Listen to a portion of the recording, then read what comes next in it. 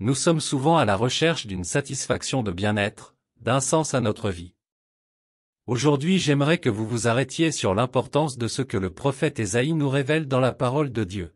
Écoutons ensemble dans la parole de Dieu le livre du prophète Ésaïe au chapitre 55 versets 6 à 8. Cherchez l'Éternel pendant qu'il se trouve, invoquez-le tandis qu'il est prêt.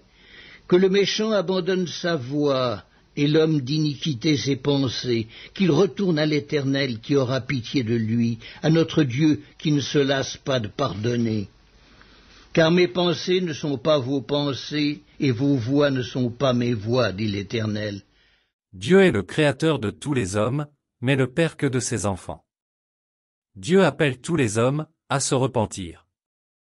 Il ne cesse par sa parole de nous inviter à nous joindre à sa famille par la foi en son Fils Jésus-Christ. De passer du royaume des ténèbres à sa lumière. De croire en lui et de vivre pour lui. Dieu a un plan pour chacune de nos vies, et veut tous nous bénir. Il peut faire infiniment au-delà de tout ce que nous demandons ou pensons. Rien n'est impossible à Dieu. Nous devons comprendre que le péché est entré dans le monde, par la désobéissance d'Adam et Ève envers Dieu. Et de ce fait nous avons tous hérité de cette nature pécheresse. Satan est l'auteur du péché, et le prince de ce monde. Nous sommes tous ses esclaves, nous lui appartenons, et nous sommes tous impuissants à changer la situation. Satan est rusé, il est un séducteur, un menteur, un oppresseur, un manipulateur, un meurtrier. Ce qu'il veut, c'est détruire des vies pour l'éternité, en nous détournant sans cesse de ce qui est essentiel, connaître la vérité et l'amour de Dieu. Dans Romains 8, versets 7 à 8, nous lisons, « En effet la nature humaine tend à la révolte contre Dieu, parce qu'elle ne se soumet pas à la loi de Dieu et qu'elle n'en est même pas capable. Or ceux qui sont animés par leur nature propre ne peuvent plaire à Dieu. Dieu est saint, et le péché nous sépare de lui. Et chacun d'entre nous nous devons en être conscients, en recherchant la sainteté dans nos vies, en fuyant la corruption qui se trouve dans le monde. Devant un Dieu saint, nous sommes considérés comme morts spirituellement.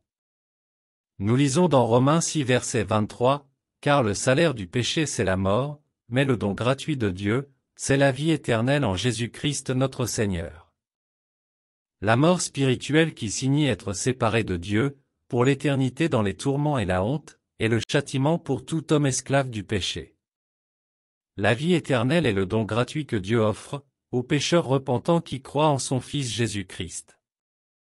Dieu ne nous a pas destinés à connaître sa colère, mais à posséder le salut par notre Seigneur Jésus-Christ. Première épître aux Thessaloniciens chapitre 5 verset 9. Telle voie paraît droite à un homme, mais son issue c'est la voie de la mort. Proverbe chapitre 14 verset 12. Il n'y a de salut en aucun autre, car il n'y a sous le ciel, aucun autre nom qui ait été donné parmi les hommes, par lequel nous devions être sauvés. Le livre des Actes chapitre 4 verset 12. Car il y a un seul Dieu, et aussi un seul médiateur, entre Dieu et les hommes, Jésus-Christ homme, qui s'est donné lui-même en rançon pour tous. En effet, c'est par la grâce que vous êtes sauvés, par le moyen de la foi. Et cela ne vient pas de vous, c'est le don de Dieu. Ce n'est pas par les œuvres, afin que personne ne puisse se glorifier. Celui qui n'honore pas le Fils, n'honore pas le Père qui l'a envoyé. Loin de nous abandonner, Dieu a donné son Fils Jésus. Son nom signifie « Sauveur ». Sa mort est l'expression suprême de son amour pour nous. Jésus s'est offert en sacrifice pour nous donner sa vie.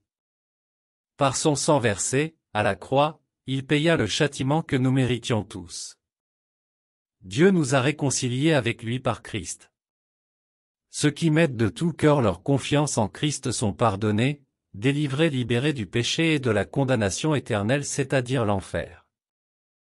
Ils sont déclarés justes. Première épître aux Corinthiens chapitre 6 verset 11 et retrouvent une relation véritable avec lui.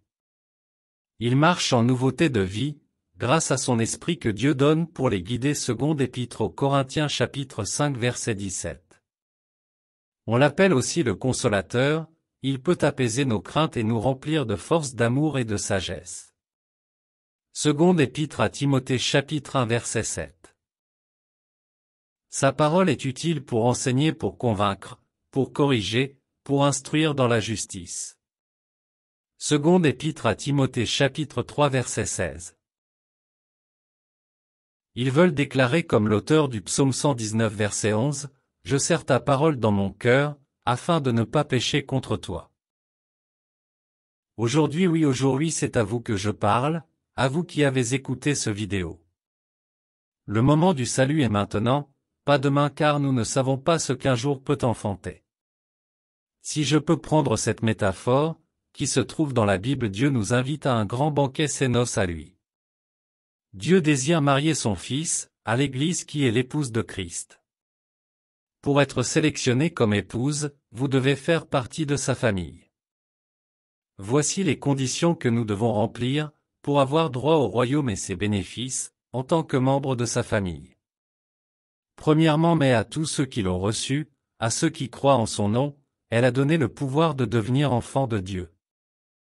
Deuxièmement, il doit renoncer, à sa vie passée. Si quelqu'un veut venir après moi, qu'il renonce à soi-même, et qu'il se charge de sa croix et me suive. Ce vidéo d'un homme au bord d'un précipice en dit long. Son esprit lui dit stop, arrête, ne va pas plus loin, c'est dangereux. Fais demi-tour, rebrousse chemin, tout cela ce sont des images de la repentance. C'est ce que Jésus a voulu dire, en disant de renoncer à sa vie. Qui croit au Fils a la vie éternelle, mais qui désobéit au Fils, ne verra point la vie, mais la colère de Dieu demeure sur lui. Jean chapitre 3 verset 36. Heureux tous ceux, qui se confient en lui. Psaume 2 verset 12. Aujourd'hui si vous entendez sa voix, n'endurcissez pas vos cœurs. Avancez vers la lumière divine, ne reculez pas en arrière pour retourner vers votre ancien maître. Demandez à Jésus-Christ de devenir votre Sauveur et Seigneur. Dieu lui-même vous invite, j'ai mis devant toi la vie et la mort, la bénédiction et la malédiction. Choisis la vie, afin que tu vives. Deutéronome. Chapitre 30 verset 19. Ta décision déterminera ton éternité.